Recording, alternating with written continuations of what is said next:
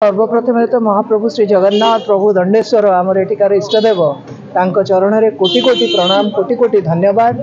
एटा को कह जाई परिबो मोदी सुनामी ओडिसा रे मोदी सुनामी रे गोटे भ्रष्ट एवं दुर्नीतियुक्त सरकार रे मूल पहुंची गर्व अहंकार जे केबे भी रहिबो नाही।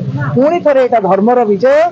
एटा किए विधायक किए सांसद लड़ू नथिले कि विजय तांकर नुह। एटा भारतीय जनता पार्टी रो विजय नुह। एटा प्रत्येक भोटर रो विजय, प्रत्येक स्वाभिमानी ओडियार विजय, मो अंचल प्रत्येक लोकर एटा होची विजय। एटा ओडिया अस्मिता ओडिया सम्मान रो लड़ाई थिला, ओडिया स्वाभिमान रो लड़ाई थिला।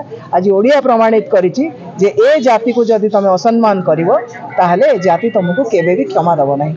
संपूर्ण भाव में आपण मानक दौचु निश्चित भाव में आपण कहिथिले 76+ हबो।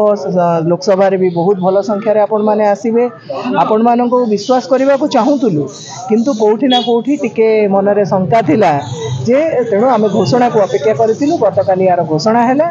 आपण मानको मध्ये धन्यवाद और समस्त भोटरवासी मानको कोटि कोटि धन्यवाद। पुणी थे और सर्वप्रथम मोर बाबा स्वर्गत रामकृष्ण पट्टनायक एटी जो विकास जुग अतीत ए दिन ए अंचल देखी आगामी दिन में पुणी थे से रामकृष्ण पट्टनायक विकास जुग ये आरंभ हो।